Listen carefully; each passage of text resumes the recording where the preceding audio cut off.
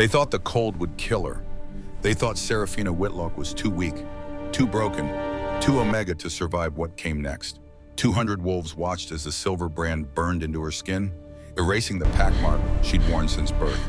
200 witnesses to her fall, 200 voices silent as death itself. They were all wrong, but that knowledge would come later. First, there had to be pain. The Moonshadow Territory gathering hall smelled of wet fur and wood smoke. Torches lined stone walls that had stood for 3 centuries, casting shadows that danced like specters across the face of pack members who had once called Serafina sister. Now they would not meet her eyes.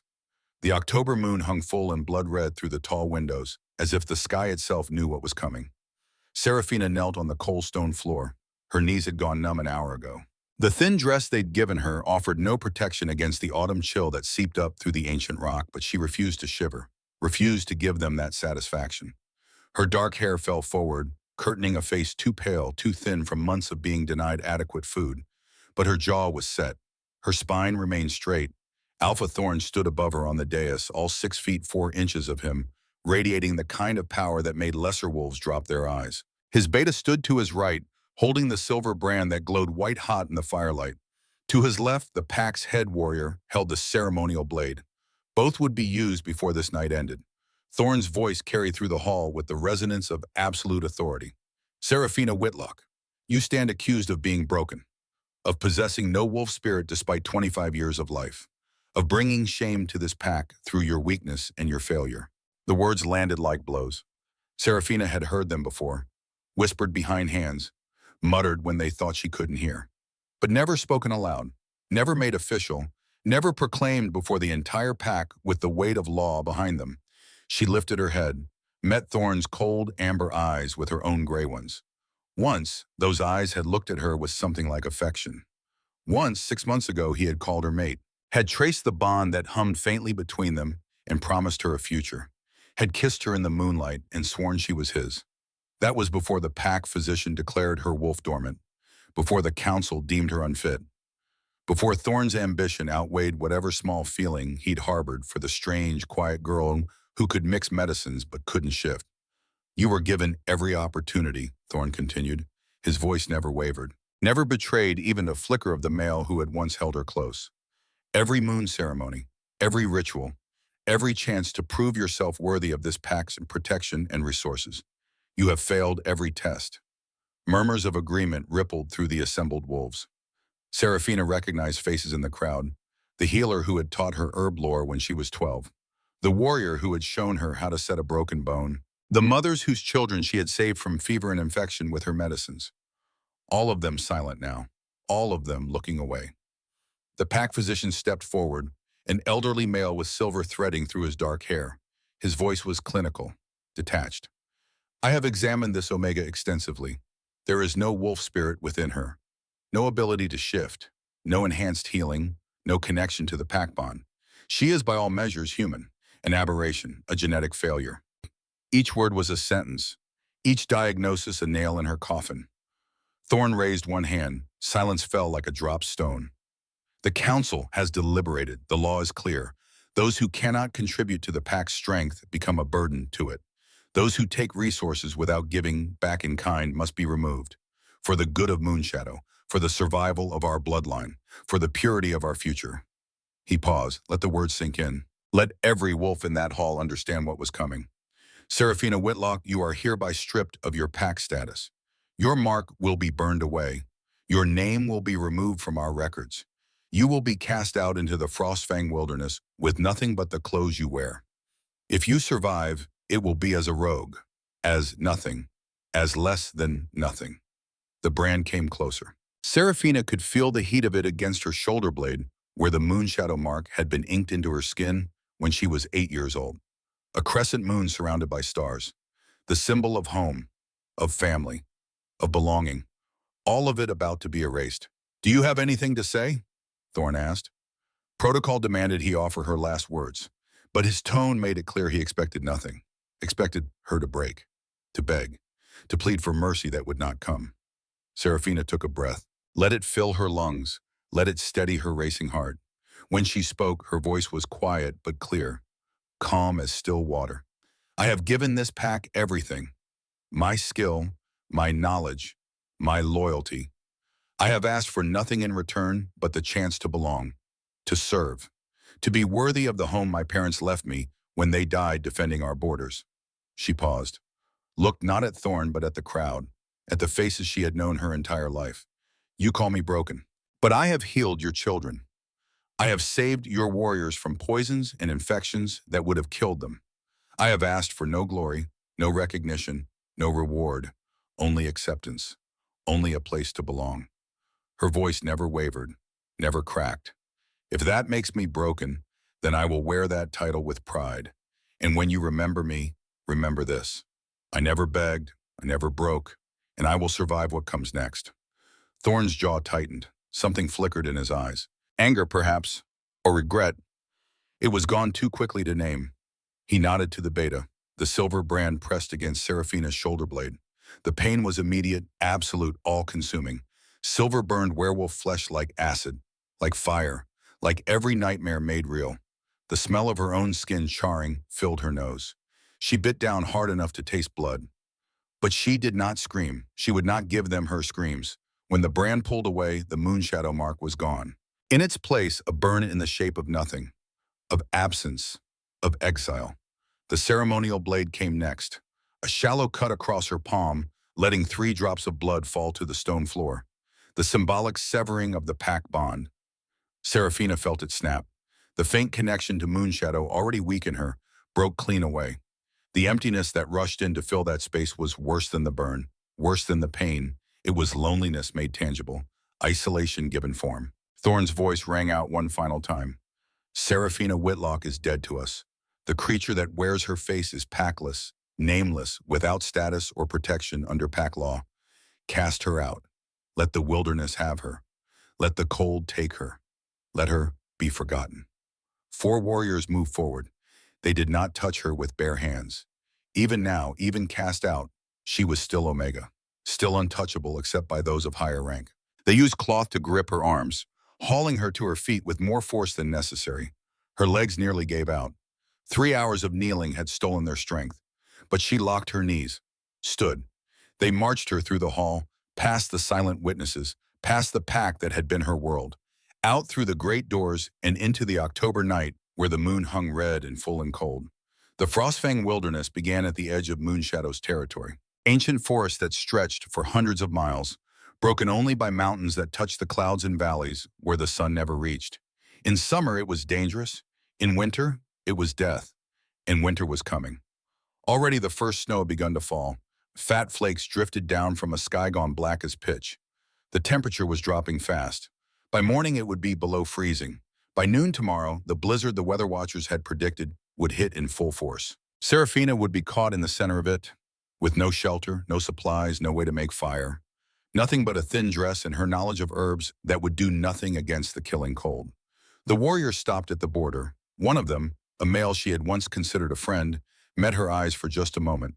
She thought she saw pity there, or maybe just relief that it was her and not him.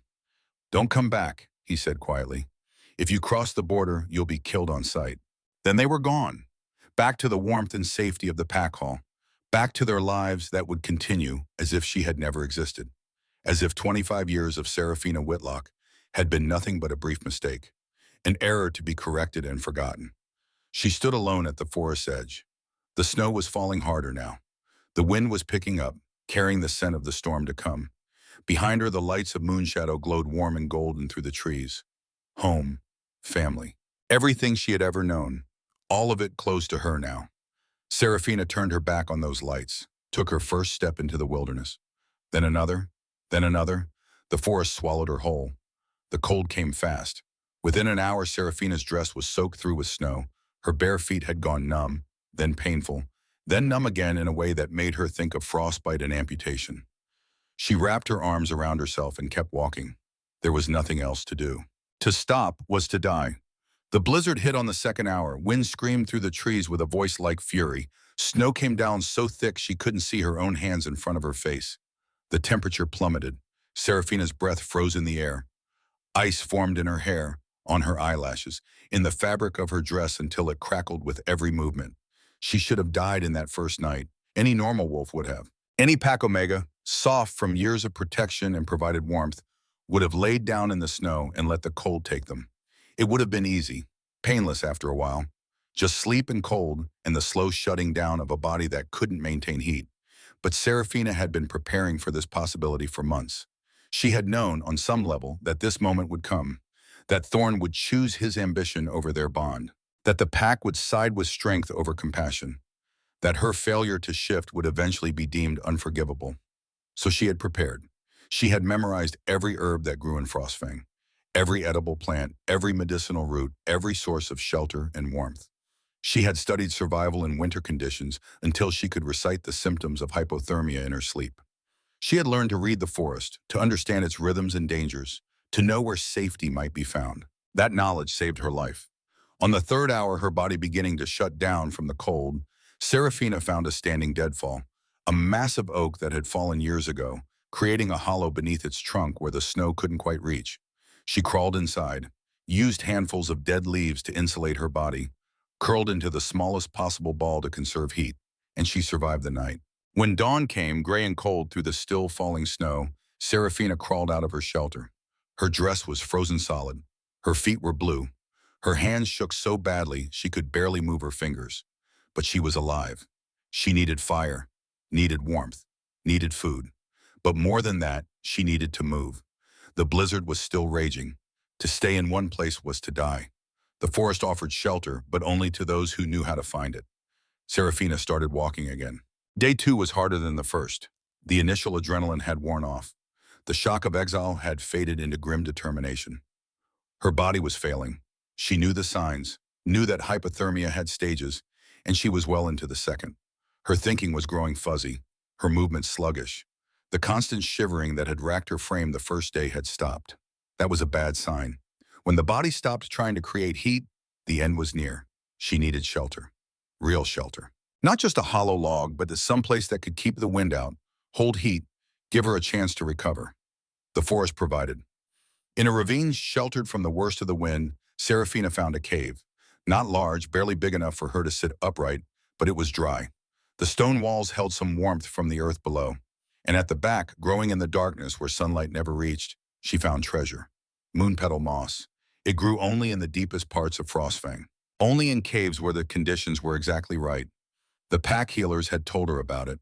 A rare fungus that glowed faintly blue in the dark and had properties unlike anything else in nature. It could warm the body from within, could stave off hypothermia for hours, could mean the difference between life and death. Serafina scraped every bit of moss from the cave walls, ate it raw, barely chewing, desperate for the warmth it promised.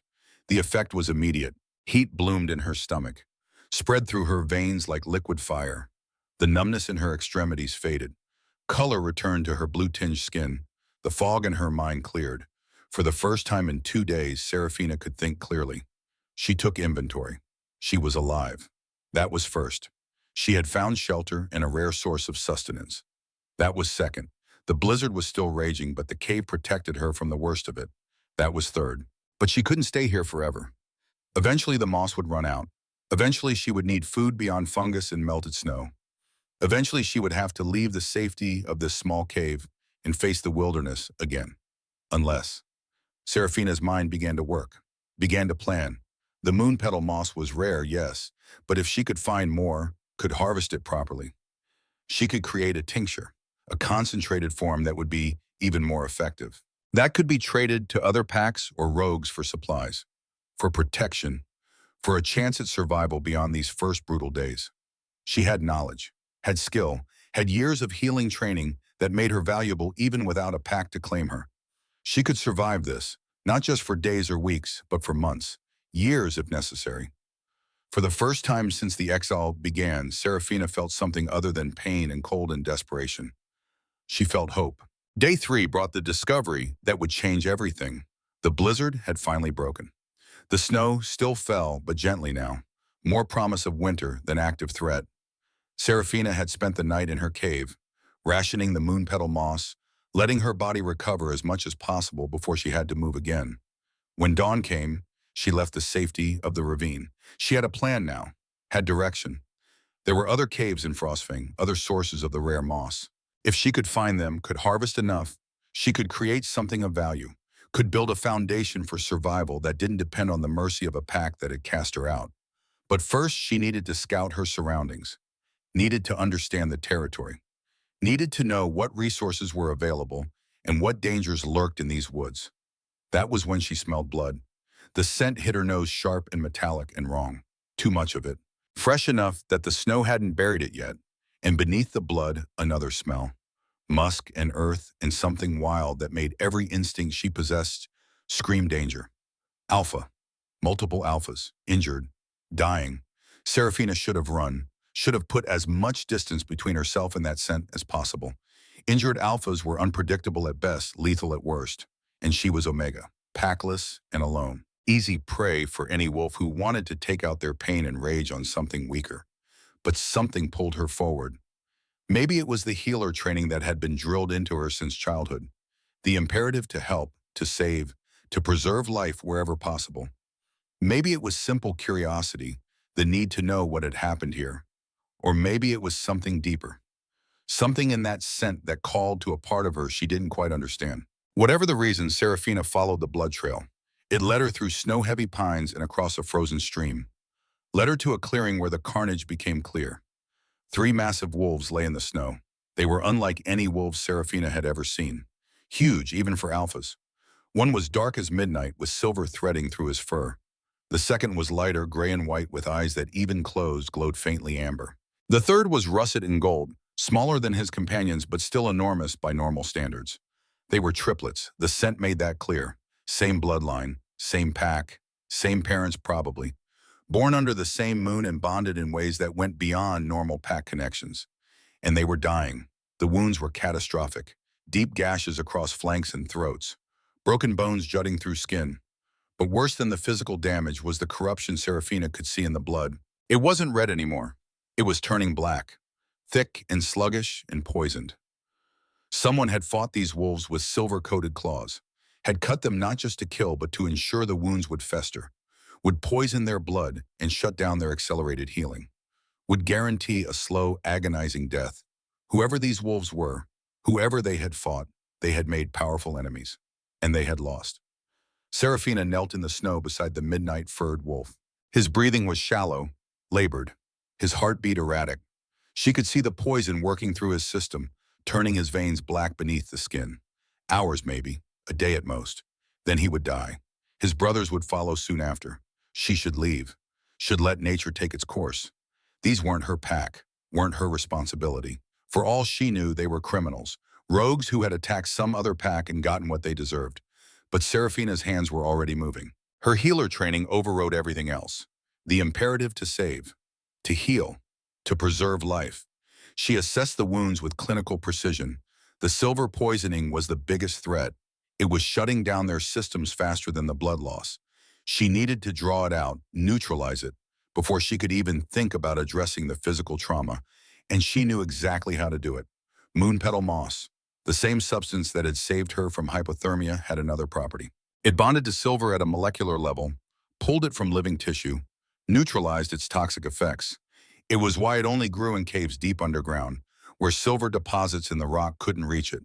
She had a small pouch of the moss left, had been saving it, but these wolves needed it more. Serafina worked fast, mixed the moss with snow until it formed a paste, applied it directly to the worst of the wounds, forcing it deep into the torn flesh where the silver had done its damage. The effect was immediate. The black veins began to fade. The poison drew out into the paste, turning it dark and foul. She worked through the morning, through noon, into afternoon, drew out every trace of silver she could find, cleaned wounds, set bones as best she could without proper tools, used strips torn from her already tattered dress to bind injuries and stop bleeding.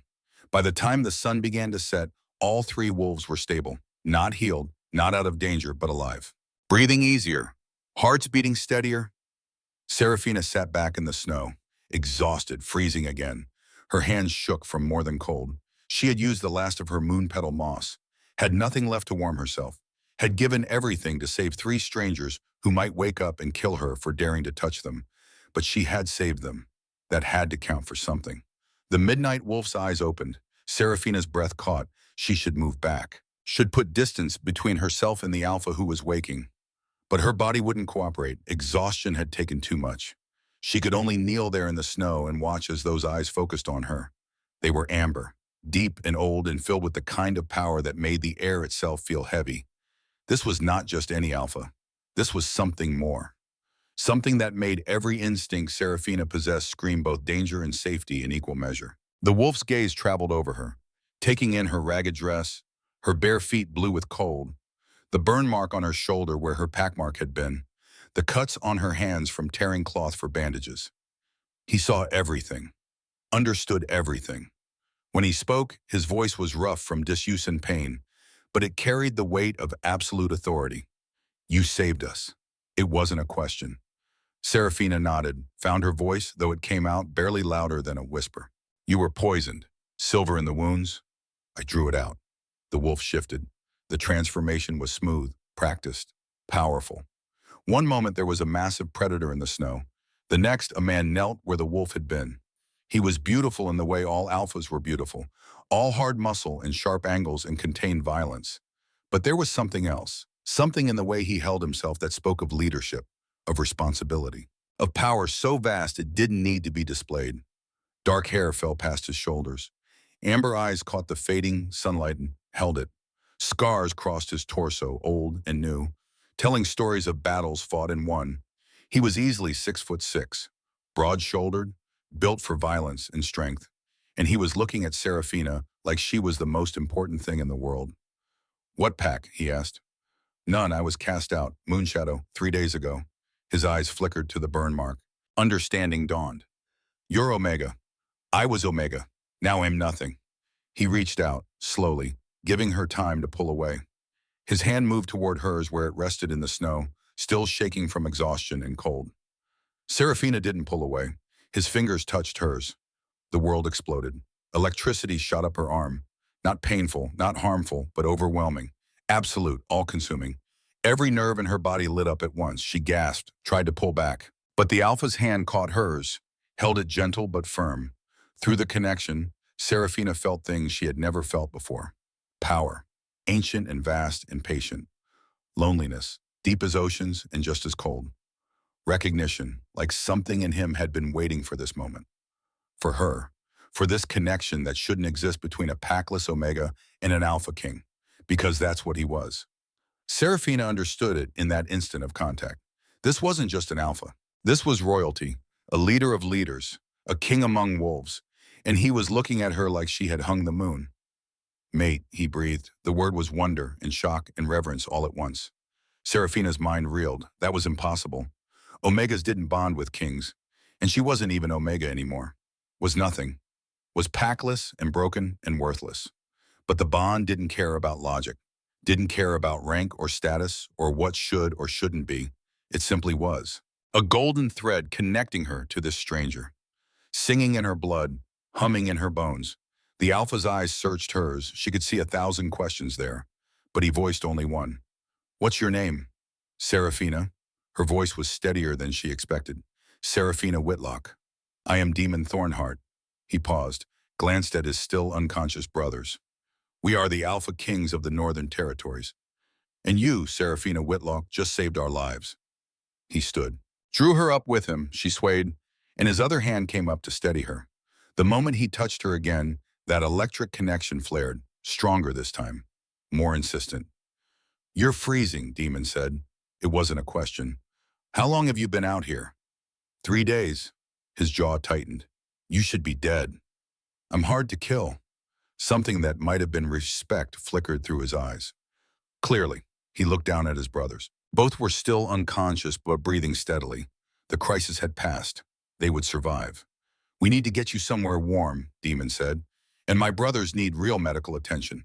Our estate is 10 miles north. Can you walk? Serafina looked down at her feet. They were barely functional. Frostbite had set in.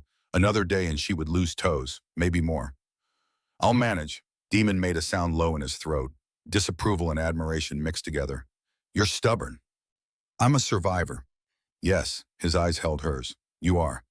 He turned to his brothers, placed one hand on each of their shoulders.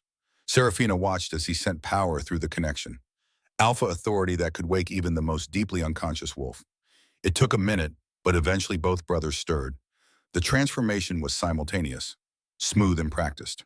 Suddenly, three men stood where three wolves had been moments before. The one who had been gray and white was taller than Damon by an inch, leaner. His hair was silver blonde, and his eyes were a shade of amber, so light they looked almost gold. There was intelligence in those eyes, the kind that came from books and study and endless curiosity. The russet wolf had become a man with auburn hair and eyes that shifted between amber and hazel depending on the light.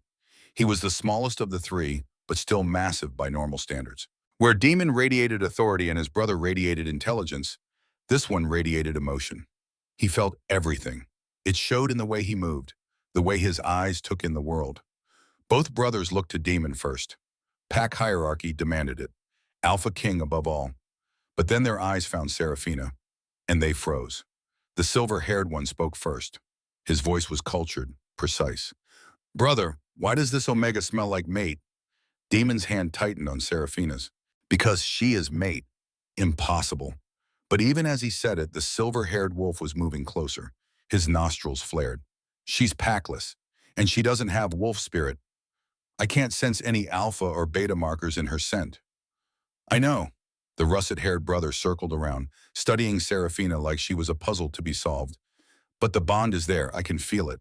All three of us." "How?" "I don't know, Corvain." Demon looked down at Seraphina. "But she saved our lives. Used moonpetal moss to draw out the silver poisoning. No one should have that knowledge. No Omega should be wandering Frostfang alone. Nothing about this makes sense." "Does it need to make sense?" Corvain asked. His eyes were warm as they met Seraphina's. "The bond is real. She's ours." The silver-haired one, who Seraphina deduced must be Zephyr, made a thoughtful sound. "We should get her to the estate, run tests, figure out what's happening before we make any declarations." "Oh, Zephyr's right," Damon said. "Seraphina, will you come with us? You need medical attention, warmth, food, safety. We can provide all of that. And in return, you want to study me." It wasn't an accusation, just a statement of fact. Zephyr had the grace to look slightly abashed. "Yes, but gently, and only with your consent." Seraphina looked between the three of them. Three Alpha Kings, powerful beyond measure, and all of them looking at her like she was precious, like she mattered, like the bond that sang between them was the most important thing in the world. She should refuse, should walk away. Trusting Alphas had gotten her nothing but pain and exile. Thorn had proven that. But these wolves weren't Thorn, and the bond she felt with them wasn't the weak, half-formed thing she'd had with her ex-mate. This was different, stronger, more real, and she had nowhere else to go. "I'll come," she said, "but I want terms. I'm not property, not a prisoner. If I choose to leave, you let me go." Damon smiled. It transformed his face from severe to almost gentle. "Deal." They gave her a cloak, soft wool lined with fur that smelled like cedar in the snow and alpha. Corvain insisted on carrying her when her feet finally gave out 2 miles in. She wanted to protest, wanted to prove she could manage, but her body had reached its limit. 3 days in a blizzard, hours of healing work, the bond awakening. It was too much. She let him carry her. The Thornheart estate rose out of the forest like something from a fairy tale. Gothic architecture, all stone and spires and tall windows that glowed with warm light. It was massive, easily the size of Moonshadow's entire pack hall, and then some. Guards stood at the gates. Staff moved through the grounds. This wasn't just a home. This was a seat of power. Seraphina felt very small suddenly, very aware of her ragged dress and bare feet and the burn mark on her shoulder that proclaimed her packless. She didn't belong here, didn't belong anywhere. As if sensing her thoughts, Demon's hand found hers again. The electric connection flared, warm and reassuring. "You belong here," he said quietly. "With us, for as long as you choose to stay." They took her to the East Wing, to rooms that were bigger than any space Seraphina had ever inhabited. A bed piled with furs and blankets, a fireplace already burning, a bathroom with hot water and soap and towels softer than clouds. An older woman appeared, warm eyes, kind smile, gray hair pulled into a neat bun. "This is Estelle," Demon said. "She manages the estate. Estelle, this is Seraphina. She needs clothing, medical supplies, food. Whatever she asks for, provide it." Estelle's eyes were sharp. She saw everything. The burn mark, the frostbite, the exhaustion. But all she said was, "Of course, Alpha. I'll take care of her." The brothers left, gave her privacy and space and time to process. Estelle ran a bath, helped Serafina into water so hot it burned, but it was a good burn, the kind that meant life returning to frozen flesh. They haven't had a mate in 200 years, Estelle said conversationally as she laid out clean clothes. Thought they never would. The bond is rare enough. 3 brothers sharing one mate, almost unheard of. Serafina's head jerked up. 3? I thought it was just Damon. The bond connects all 3, Estelle smiled. It's in their bloodline. Thornheart triplets share everything. Power, territory, mate. Has been that way for generations. That's a lot, I know. Estelle's expression gentled. But they're good males, fair, kind in their way. They'll treat you well, better than whoever gave you that burn mark. Serafina touched her shoulder without thinking. The skin was still raw, still painful. I was cast out for being broken. You're not broken, Estelle's voice was firm. You're here, you're alive. You saved 3 Alpha Kings from certain death. That's not broken. That's extraordinary. After the bath, after food that tasted like heaven, after clean clothes and bandages for her feet and salve for her burn, Serafina was led to a study. The brothers waited there. All 3 of them cleaned up, dressed in dark clothes that screamed wealth and power. They stood when she entered, a show of respect she wasn't used to receiving. Demon gestured to a chair by the fire. Please, sit. We need to talk. Serafina sat. Estelle withdrew, closing the door softly behind her. For a long moment, no one spoke. Then Damon leaned forward, elbows on his knees, eyes intent on Serafina's face. We owe you our lives. That's a debt we don't take lightly. You could ask almost anything of us right now, and we would grant it. Almost anything? We're not saints, a small smile, but we're fair, and we honor our debts. Zephyr spoke next. But beyond the debt, there's the bond. You feel it. We all do. That shouldn't exist between an Omega and 3 Alphas. Shouldn't be possible. I need to understand why. You want to study me? Yes, but not like a lab specimen. Like a partner. I'd like your help understanding what's happening. Your insight, your knowledge of herbs and healing suggests you have medical training. I could use that expertise. Corvain was last. His voice was warm, almost playful. And I'd like to get to know you, not as a research subject or a debt to be paid, just as Serafina, the woman who saved us, who walked through a blizzard and survived, who has courage most warriors would envy. Serafina looked between them. 3 faces, 3 sets of eyes watching her with expressions she couldn't quite name. Not pity, not even sympathy, something closer to respect, to admiration, to the beginnings of something that might become love. What are you offering? She asked. Damon pulled out a document, set it on the table between them. A contract. We've been drafting it since we returned. Terms are simple. You stay here as our guest, our pack alchemist, if you're willing. We provide protection, resources, training. You help Zephyr with his research into the Crimson Plague that's killing wolves across the territories. You assist in developing cures and treatments. And the mate bond is yours to accept or reject. His voice was steady. We won't force it, won't pressure you. If all you ever want from us is partnership and safety, that's what you'll have. The bond doesn't make you our property. It makes you our equal. Serafina took the contract, read through it carefully. It was fair, generous even. Clause after clause protecting her rights, her autonomy, her freedom. I want to add something, she said. Name it. Clause 13. I can leave any time. No questions. No attempts to stop me. If I choose to walk away, you let me go. The brothers exchanged glances. Something passed between them. Some silent communication that came from decades of being triplets, of sharing minds and thoughts and power. Finally, Demon nodded. Agreed.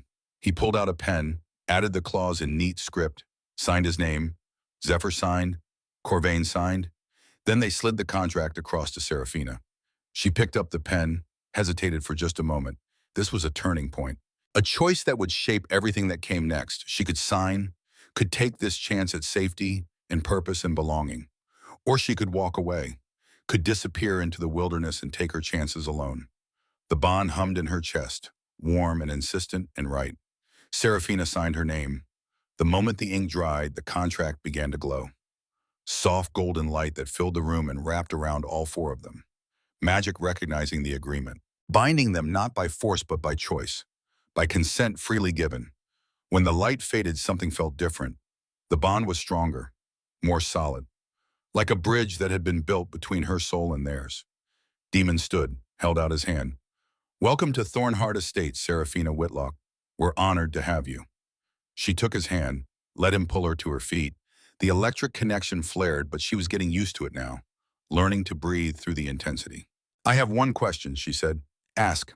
"The Crimson Plague, what is it?" Zephyr answered. "A disease killing wolves across all territories. It corrupts the blood, shuts down healing, leads to a slow, agonizing death. We've been searching for a cure for 5 years. Haven't found anything that works.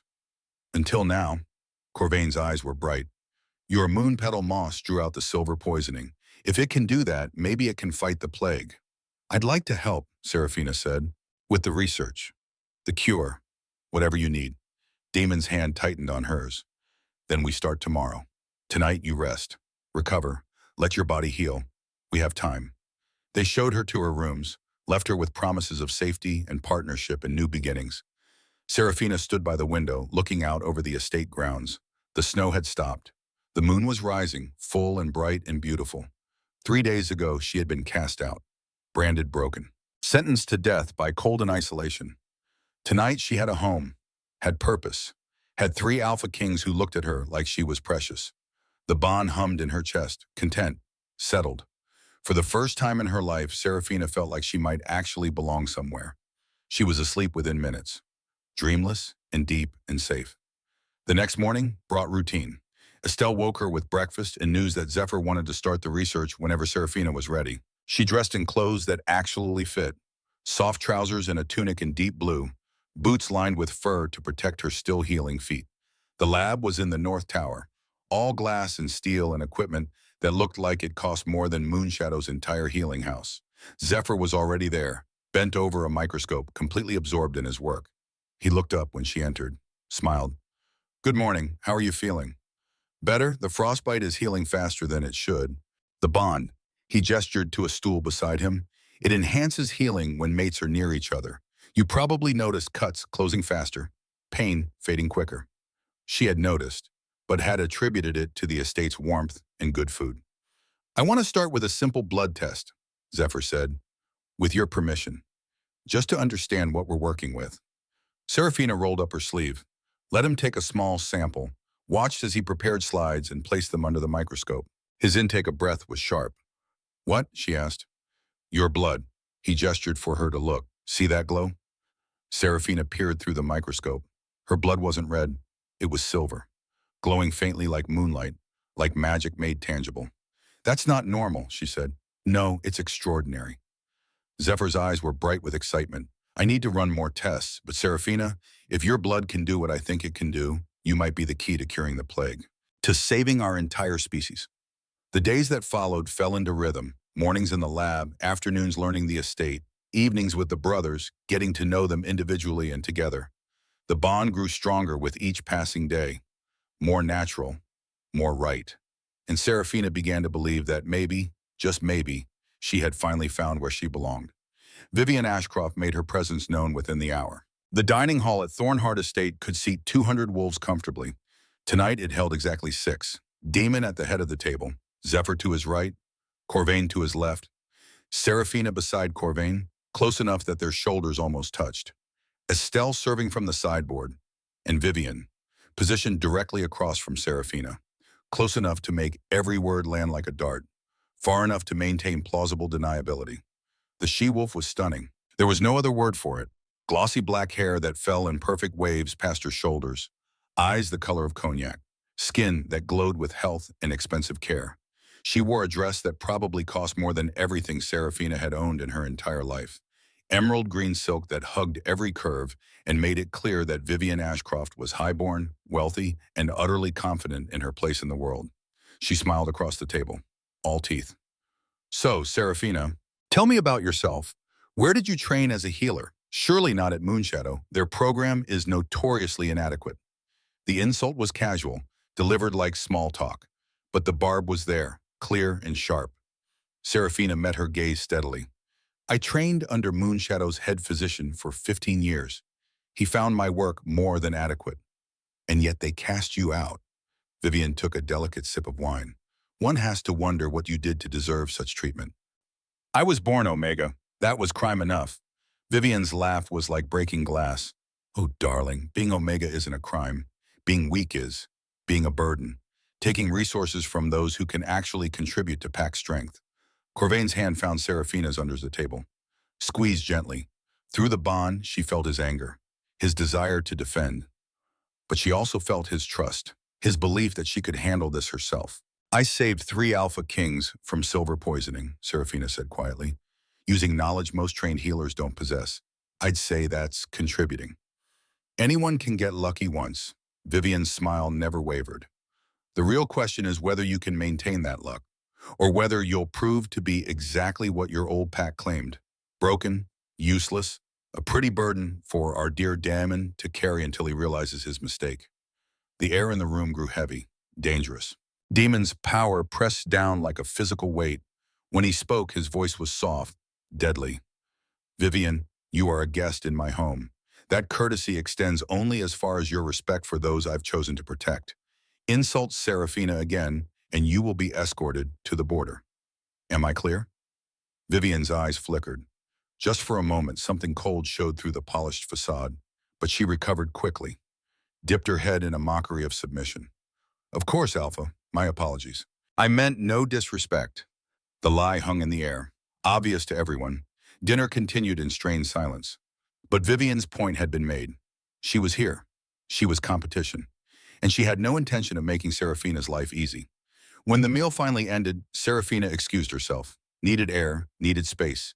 Needed to be somewhere that didn't reek of expensive perfume and thinly veiled hostility. She found herself in the estate gardens. They were beautiful even in winter.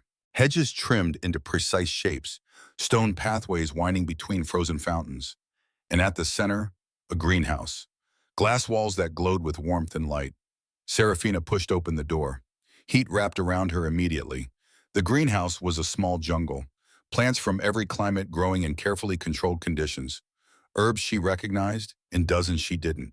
The air smelled green and alive and peaceful. It's my favorite place, too. Seraphina turned. Corvain stood in the doorway. He'd changed from dinner clothes into something simpler. Dark trousers and a soft shirt that made him look younger. Less intimidating, almost approachable. He moved to stand beside him. Didn't touch, just shared the space. Vivian is cruel, he said after a moment. Always has been. She thinks cruelty is the same as strength. That tearing others down elevates her. She wants you, all 3 of you. She wants power. Corvain's voice was gentle. We're just the path to it. Vivian Ashcroft has spent her entire life being told she's perfect, being groomed to mate an Alpha King, to produce heirs and maintain bloodlines and all the other things highborn families obsess over. And I'm in her way. You're our mate. There's a difference. Seraphina touched a leaf on the nearest plant, some kind of fern with fronds soft as silk. The bond is still new, still forming. She might be right. Maybe I'll disappoint you. Maybe I'm not strong enough for this. Corvain was quiet for a long moment. Then he reached out, took her hand. The electric connection flared warm and steady. You walked through a blizzard and survived. You saved 3 dying alphas using knowledge most healers would kill for. You stood up to Vivian without flinching. And you're still standing here, still fighting, despite everything the world has thrown at you. He turned her to face him. His eyes were warm, sincere. That's not weakness, Seraphina. That's the strongest thing I've ever seen. Before she could respond, he leaned down, pressed his forehead to hers. The gesture was intimate without being sexual, tender in a way Seraphina hadn't experienced before. Give us a chance, he whispered. Give yourself a chance. Let us prove that you belong here, that the bond isn't a mistake. Seraphina closed her eyes, let herself lean into his warmth, into the safety he offered. Okay, she breathed. I'll try.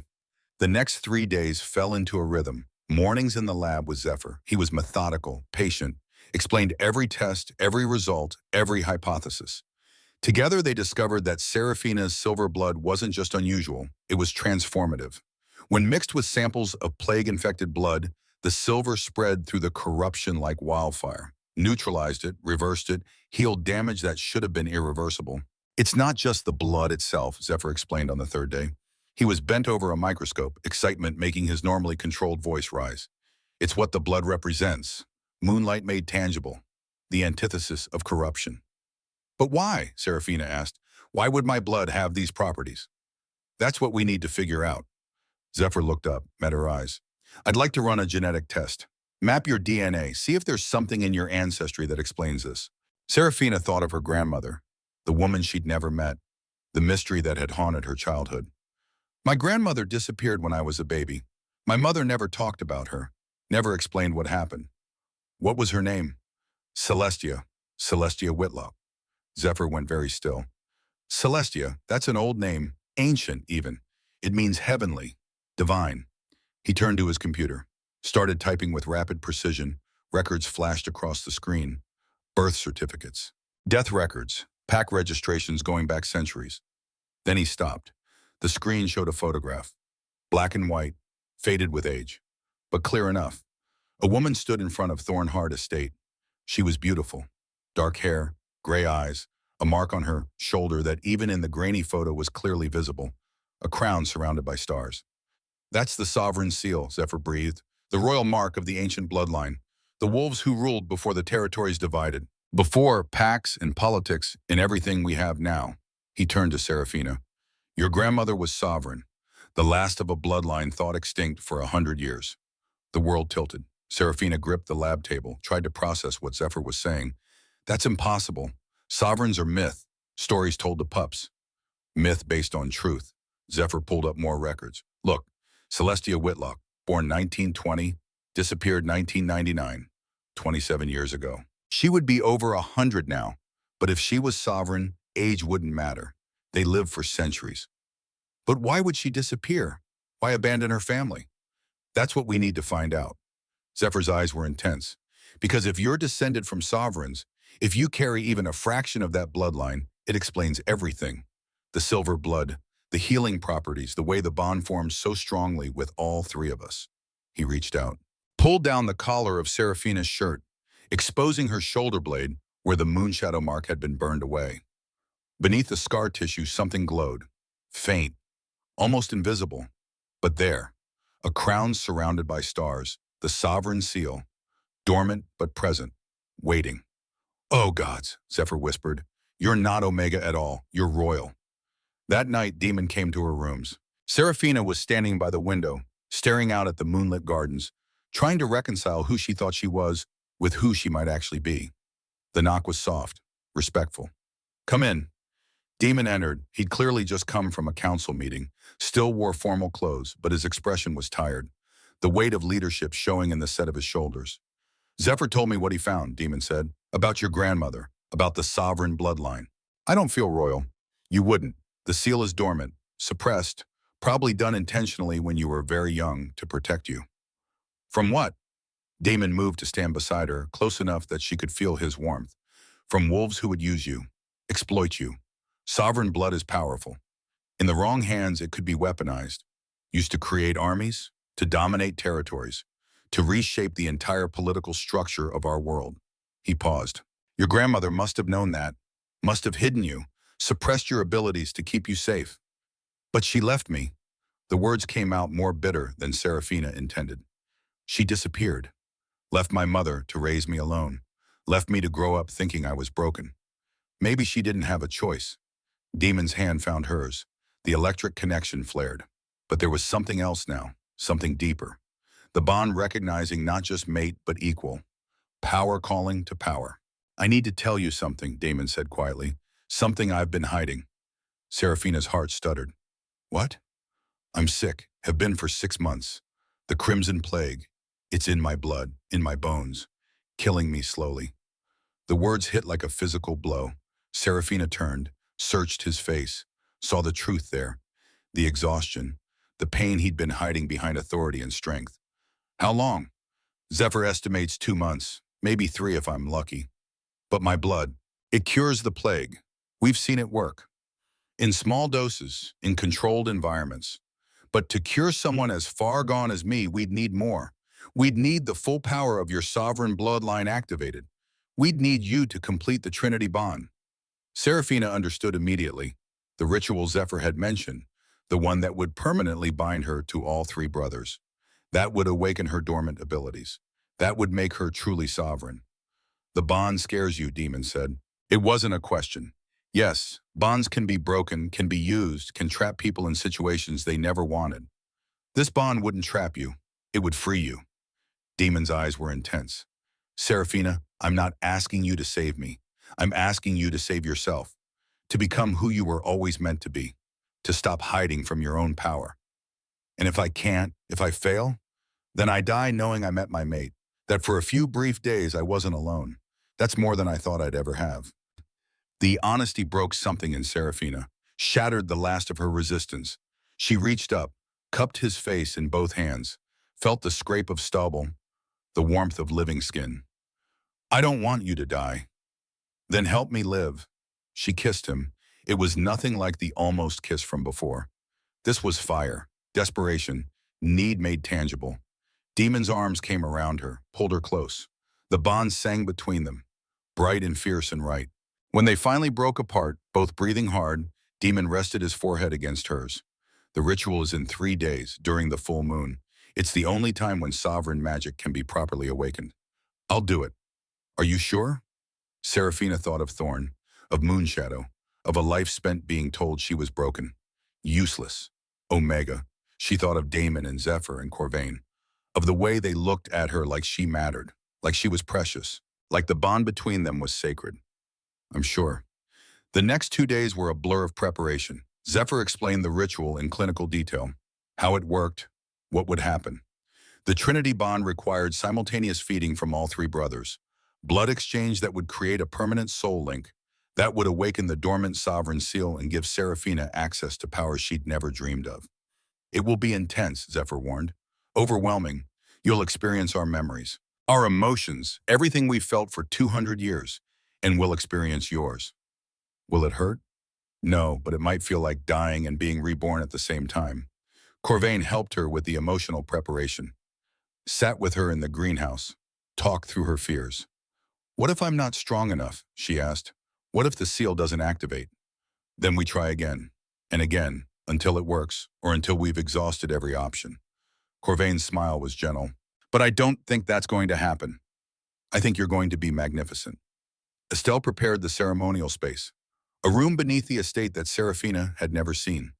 Ancient stone walls carved with symbols that hurt to look at directly. A circle marked in silver. Candles that smelled of moonflower and night jasmine. This room has been used for Thornheart bonding rituals for 3 centuries, Estelle explained. The magic here is old. Powerful. It will amplify the bond, make it permanent. The night before the ritual, Seraphina couldn't sleep. She paced her rooms, tried to read, tried to meditate, tried everything to calm the anxiety that twisted in her stomach. A knock at the door. Vivian stood in the hallway, dressed in a silk robe, hair perfect even at midnight. Her expression was cold. I know what you're planning, she said without preamble. The Trinity bond, the ritual. Seraphina's blood ran cold. How? I have eyes everywhere, ears in every room. Did you really think you could prepare for something this significant without me finding out? Vivian stepped into the room, uninvited, her presence sucking warmth from the air. Let me give you some advice, Omega. This ritual will destroy you. The bond isn't meant for weak wolves. It will consume you, break you, leave you a hollow shell for the brothers to use however they please. That's not true, isn't it? Vivian's smile was sharp. You're playing games you don't understand, reaching for power you can't control. You think becoming sovereign will change anything? You'll still be the broken girl from Moonshadow. Still be worthless. Get out. Or what? You'll tell Damon? He won't believe you. Not over me. Not when I've known him for a decade and you've been here less than a week. Seraphina's hands clenched into fists. Through the bond, she could feel the brothers sleeping, could reach out, could call for help. But something stopped her. Vivian was testing her, seeing if she would run, if she would break, if she would prove every terrible thing the highborn she-wolf believed about Omegas. Seraphina stepped forward, met Vivian's eyes directly. I saved 3 dying Alpha Kings. I walked through a blizzard and survived. I have sovereign blood in my veins. And tomorrow night, I'm completing the Trinity bond, whether you approve or not. She moved closer into Vivian's personal space. You're right about one thing. I don't understand the games you're playing. Don't care about pack politics or bloodline purity or whatever you've spent your life obsessing over. But I understand this. Those three males are mine. The bond is real.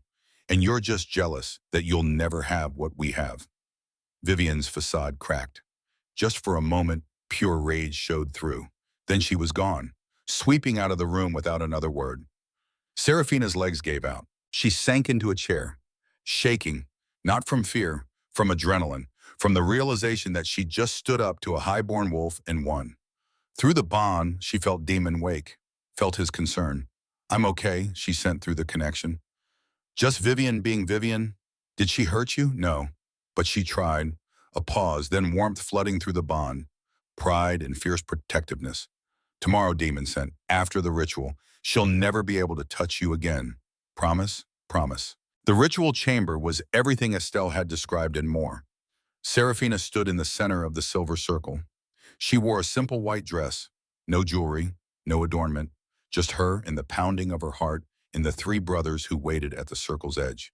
They had dressed formally, dark suits that made them look like royalty, like the kings they were. Demon's eyes glowed amber in the candlelight. Zephyr's expression was serene, focused. Corvain smiled, gentle and reassuring. Outside, the full moon was rising. Serafina could feel its pull, like gravity made of silver light. Zephyr spoke first. His voice echoed in the stone chamber. We are here to complete the Trinity bond, to join four souls as one, to awaken the dormant sovereign and create a union that will last beyond death. He stepped into the circle. The silver line flared where he crossed it. Serafina Whitlock, do you consent to this bond? Freely and without coercion. I do. Damon stepped forward next. Do you understand that this bond is permanent? That once made, it cannot be broken by anything short of death? I understand. Corvain was last. Do you trust us? Do you believe we will honor you, protect you, love you for as long as we draw breath? Serafina looked between them. These three males who had given her safety when she had nothing. Who had seen value in her when everyone else saw only weakness? I trust you. The circle flared. Magic recognizing consent, acknowledging choice. Demon moved first, stood in front of Serafina, gently tilted her head to expose her throat. This represents the leadership bond, he said quietly. Trust and protection, authority and care. His eyes met hers. May I? Yes. He bit down. The sensation was nothing like she expected. No pain, just pressure, and then warmth flooding through her veins. She could feel Demon's power entering her bloodstream, ancient and vast. 200 years of leadership and responsibility and loneliness. Through the bond, memories flashed.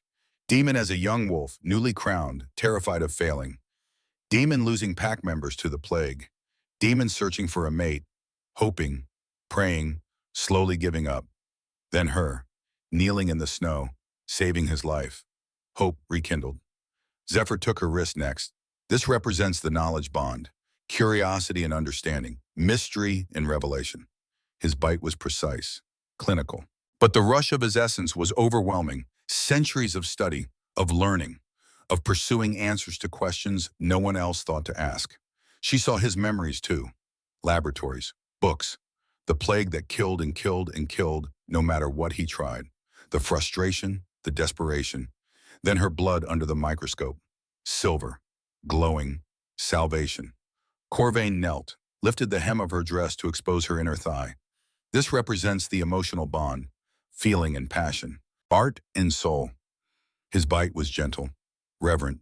His essence poured into her like music, like color and sound and every beautiful thing that made life worth living. She experienced his joy, his pain, his endless empathy that hurt as much as it healed. And she saw the moment he felt the bond snap into place, in the forest, when they were still dying, when she was still just a stranger risking everything to save them. Love at first sight, mate recognized even in the shadow of death. The three essences mixed in Serafina's blood, Trinity becoming one. And then it was her turn. She bit down on Demon's offered wrist, let her silver blood flow into him, felt him shudder as her essence entered his system. He experienced her memories now, her childhood, her training.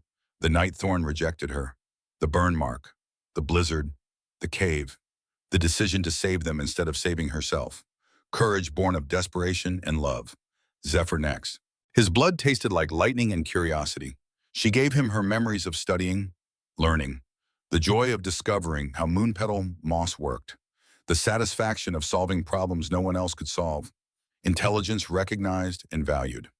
Corvain last. His blood tasted like starlight and emotion. She gave him everything. Every pain, every hope, every moment of loneliness that had defined her existence. Empathy meeting empathy. Understanding complete. The bond snapped into place. Not gentle, not gradual, absolute. Seraphina screamed. Power flooded through her, ancient and vast and overwhelming. The sovereign seal on her shoulder burned, glowed, the dormant mark activating after 25 years of sleep.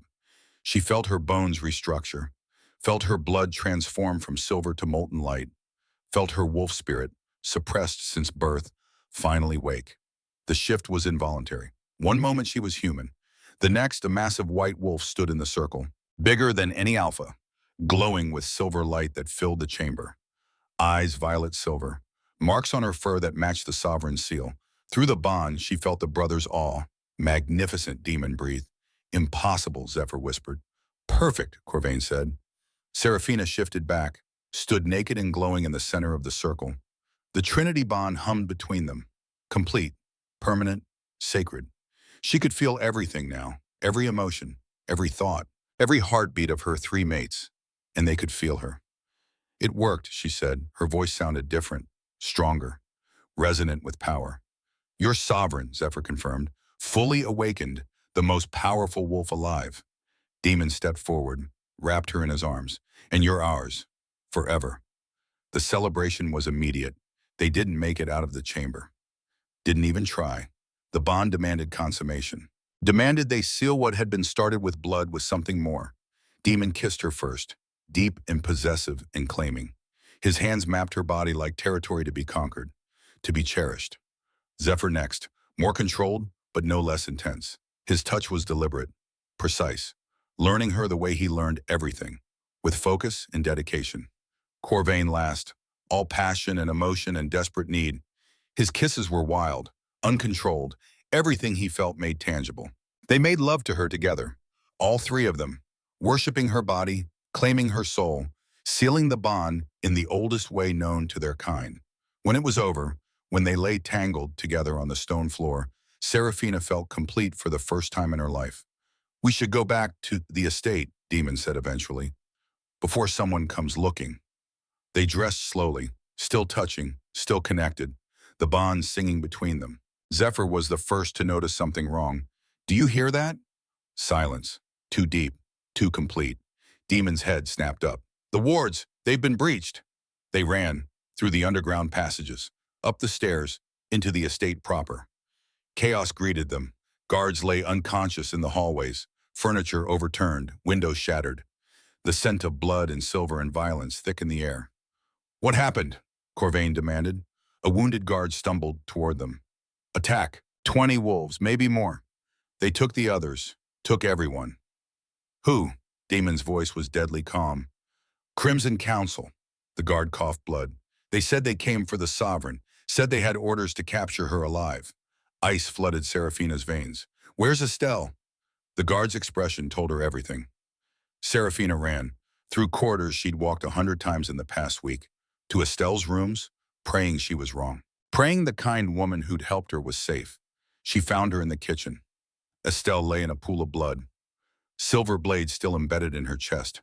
Her eyes were open, lifeless. Seraphina dropped to her knees. No, no, no, no. Through the bonds, she felt the brothers' grief, their rage, their absolute horror. A sound behind her, Seraphina turned. Vivian stood in the doorway. Her dress was torn, hair disheveled, but her eyes were cold, calculated. I'm sorry it came to this, she said, but there was no sorrow in her voice. I gave you a chance to leave, to walk away. You should have listened. You did this. The words came out flat, dead. I contacted the Crimson Council, told them about your sovereign blood, about the ritual. They've been searching for Celestia for 30 years. When I told them her granddaughter was here awakening, they couldn't resist. Vivian smiled. They're going to use you, breed you, create an army of sovereign wolves loyal only to them. And in return, I get what I've always wanted, position, power, status. Footsteps behind Vivian, heavy, multiple. 30 wolves entered the kitchen, all wearing council insignia, all armed with silver. At the front stood a male Seraphina recognized, Thorn, her ex-mate, the one who had cast her out, who had burned her mark and sentenced her to death. He smiled. Hello, Seraphina. Miss me? Damon, Zephyr, and Corvain surged forward, but the council wolves were ready. Silver nets dropped from the ceiling, tangled around the brothers, held them immobile. Seraphina tried to shift, tried to call on her new sovereign powers, but something was wrong. The world spun. Her legs gave out. Vivian held up a small vial, empty now. Moonbane slipped into your wine at dinner. It's been suppressing your abilities for hours. By the time it wears off, you'll be in council custody. Thorn moved forward, grabbed Seraphina's hair, forced her to look at him. You were always meant for something more than Moonshadow. I knew it the moment I scented your blood. That's why I rejected you. Couldn't have you wasting your potential on a small pack like ours. He hauled her to her feet. Through the bond, Seraphina felt Damon's fury, felt him fighting the silver nets with everything he had, felt Zephyr calculating escape routes, felt Corvain's desperation. I love you, she sent through the bond. All of you. I'm sorry. Don't, Demon commanded. Don't you dare give up. We're coming for you. There's no time. Thorn struck her, hard enough to split her lip, hard enough to make the world go gray. No talking, no bond communication. Your property now. The sooner you accept that, the easier this will be. The last thing Seraphina saw before unconsciousness took her was Demon's face, twisted with rage and pain and absolute promise. He would come for her. They all would. She just had to survive long enough for them to find her. The world went black.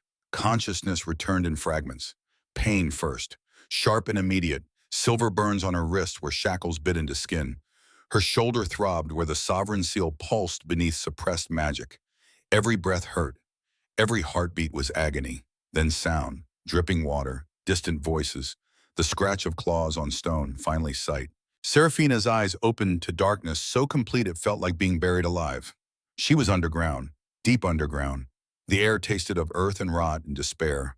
She tried to move. The chains held fast. Silver, always silver, the one substance that could suppress even sovereign power. Through the bond, she reached out, felt Demon's presence like a distant star, felt Zephyr's analytical mind working through escape scenarios, felt Corvain's raw emotion threatening to tear him apart. They were alive, injured but alive, and they were coming. She just had to survive long enough. Footsteps echoed in the darkness. A door opened. Torchlight flooded the cell. Seraphina squeezed her eyes shut against the assault. When she opened them again, Thorn stood before her. He looked different than she remembered. Harder, older. Power had aged him in ways that went beyond years. His eyes held a coldness that made her former pack seem almost kind in comparison. You're awake. Good. We have much to discuss. Seraphina's voice was rough from screaming, from the silver burning into her skin, but she forced it steady. There's nothing to discuss. You kidnapped me. That's all I need to know. Thorn smiled. It was the smile of a predator who had already won. I saved you from those Thornheart fools who would have kept you weak, who would have wasted your potential on playing house and pretending to be equals. He circled her, studying her like livestock at market. The Crimson Council has been searching for sovereign blood for 3 decades. Your grandmother was the last. When she disappeared, we thought the bloodline dead. Lost forever. He stopped in front of her, reached out to touch her face. Seraphina jerked away. The chains rattled. But then I scented you, 6 months ago.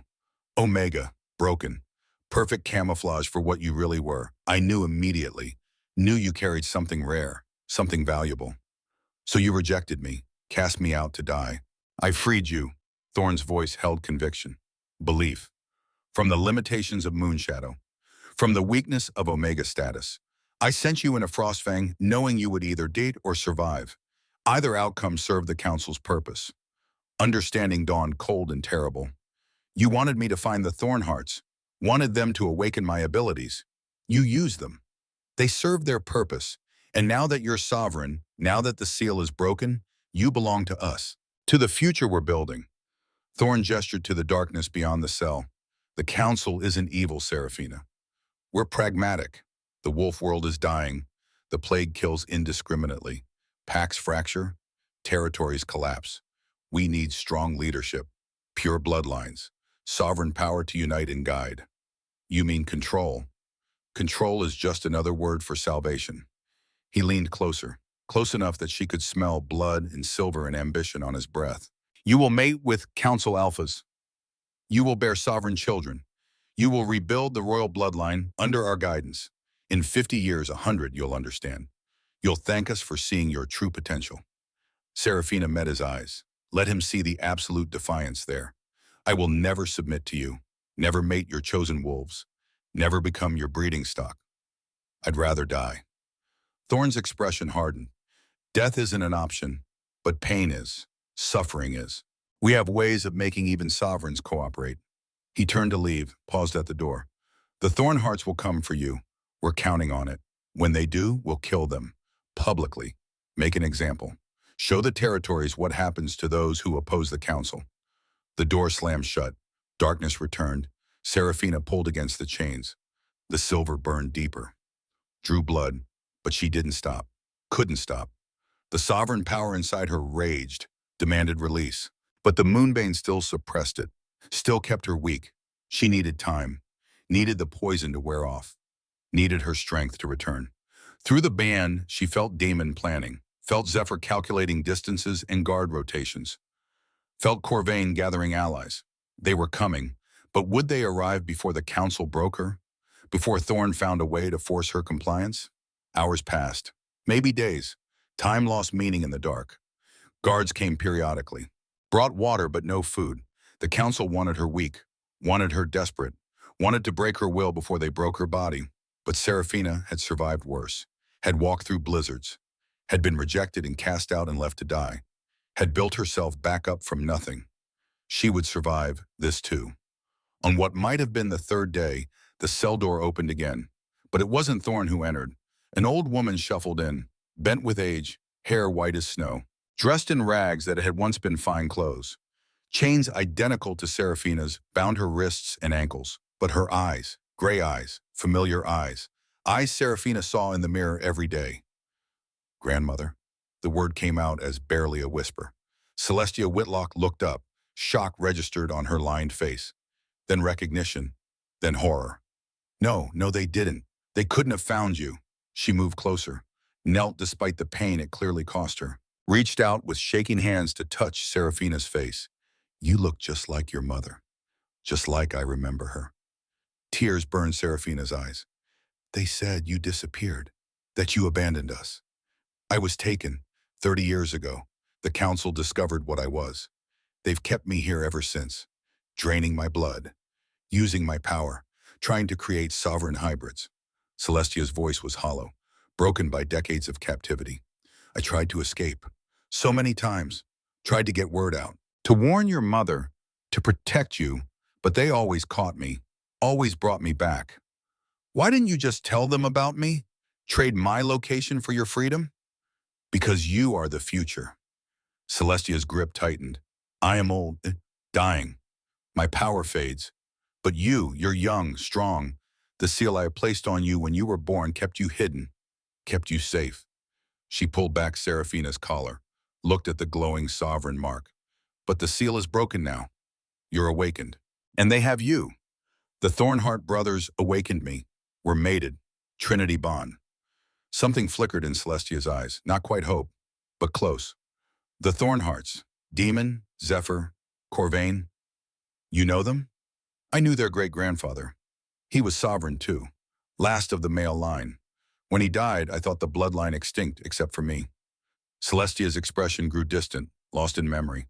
Sovereign magic runs strong in Thornheart blood even now. Diluted, but present. A trinity bond with them would amplify your power, make you stronger than any sovereign in history. Then why haven't I shifted? Why can't I break these chains? Moonbane, they've been poisoning you, keeping your wolf suppressed.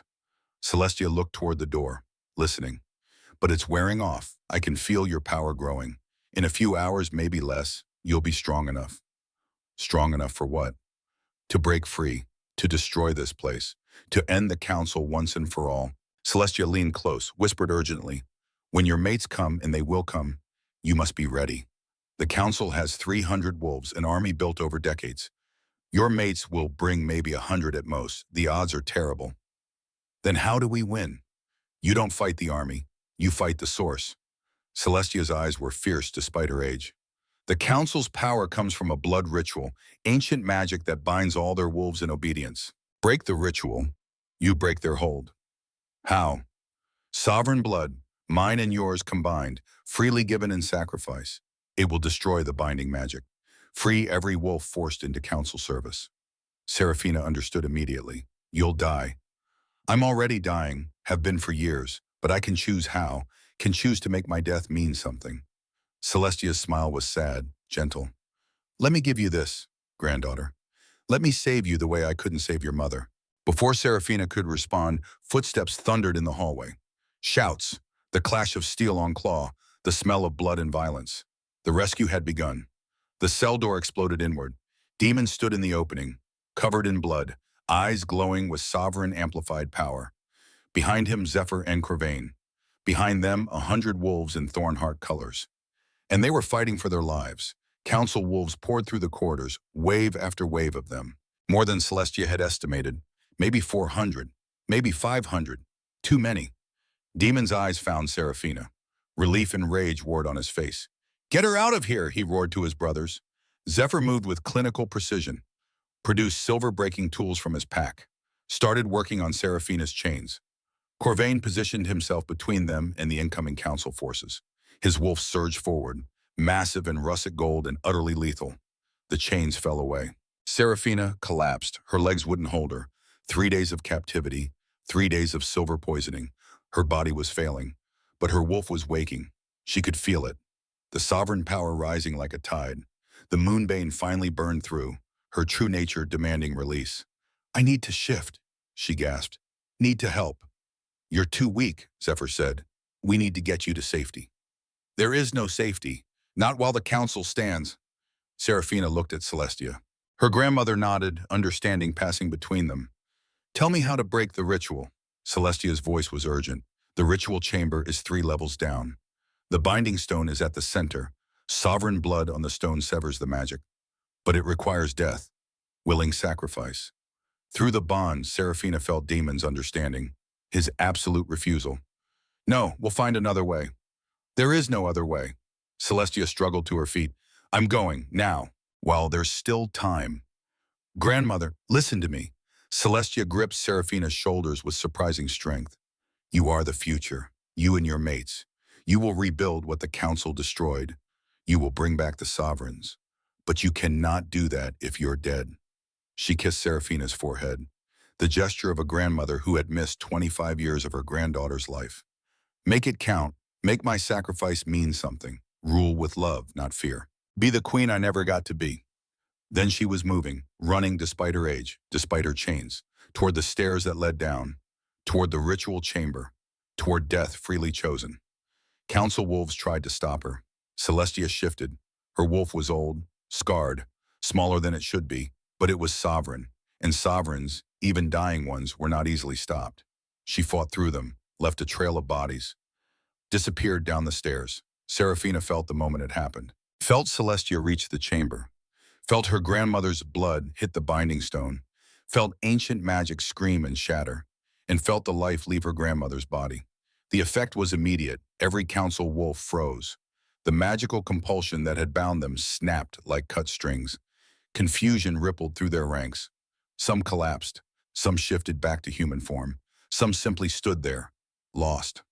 The binding was broken, and Seraphina's rage was absolute. The shift came without conscious thought.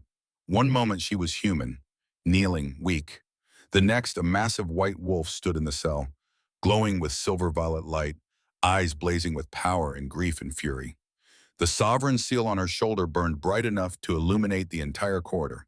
She was twice the size of a normal alpha, 3 times the size of Corvain's wolf. Power radiated from her in waves that made the stone walls crack. Through the bond, she felt her mate's awe, but there was no time for wonder, only vengeance.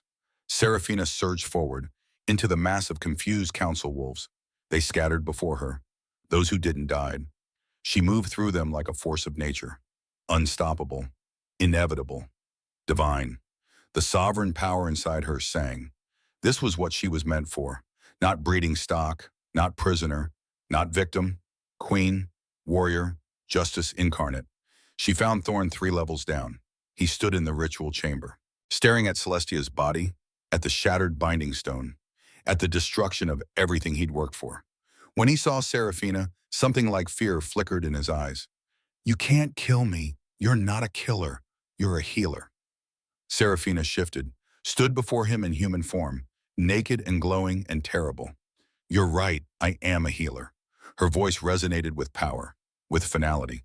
But you're a disease, and I know exactly how to cure diseases.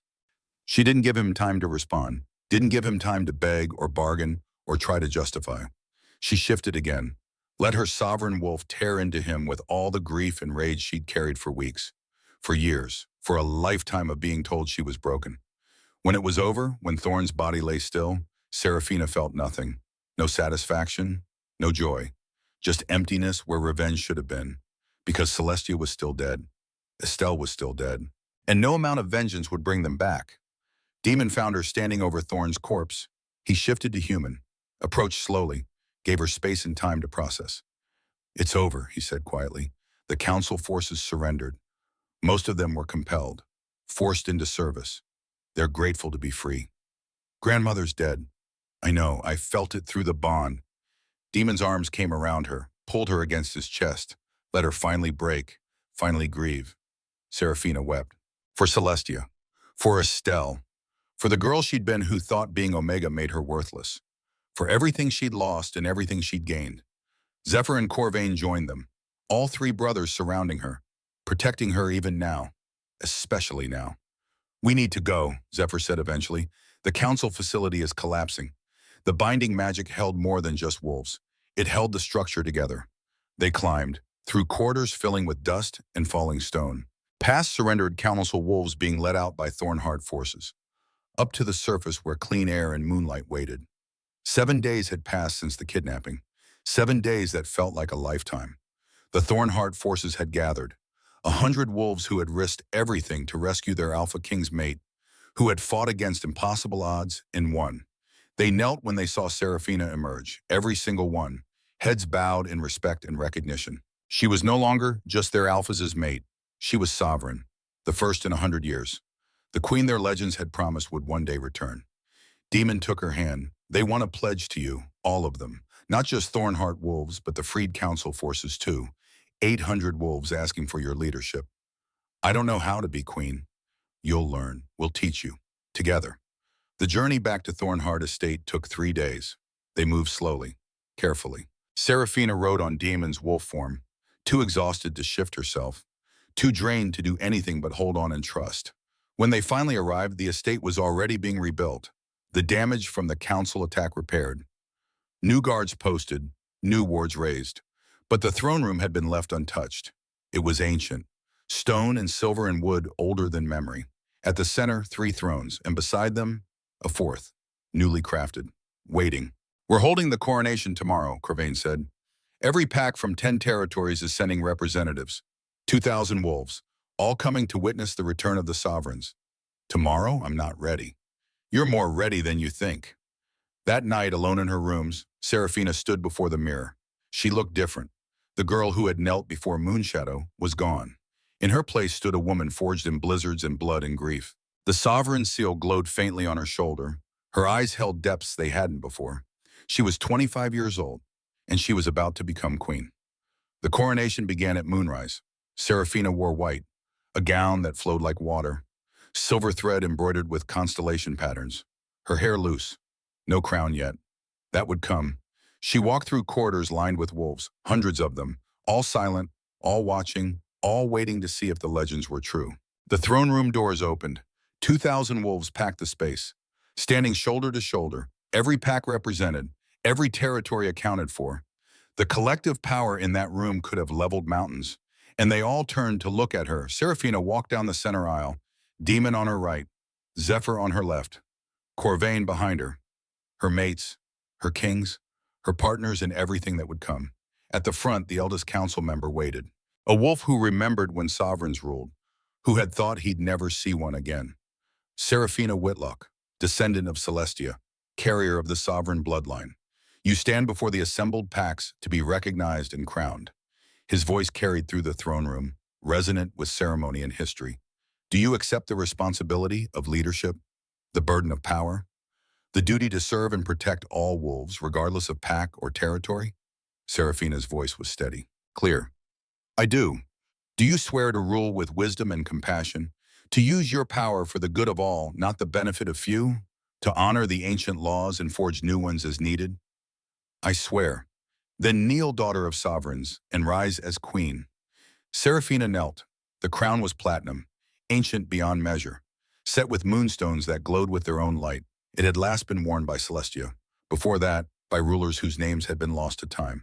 The council member placed it on Seraphina's head. I crown you Luna Queen, sovereign of the Northern Territories, ruler of Thornheart, protector of all wolves. Seraphina stood. Power flooded through her, not just her own sovereign magic, but the collective strength of every wolf in that room. Their loyalty, their hope, their trust. The bond with her mates flared, bright and fierce and permanent. Demon stepped forward, knelt before her. I pledge my life, my strength, my heart. I am yours, my queen, now and forever. Zephyr next. I pledge my mind, my knowledge, my soul. I am yours, my queen, now and forever. Corvain last. I pledge my passion, my art, my everything. I am yours, my queen, now and forever. Then they stood, moved to flank her, and together they turned to face the assembled packs. 2,000 wolves knelt. The sound of it was like thunder, like the earth itself acknowledging something profound. Long live the sovereign queen. The shout rose from 1,000 throats. Long live the Thornheart Kings. Long live the Trinity Bond. The celebration lasted for hours, but eventually the ceremony required one final act.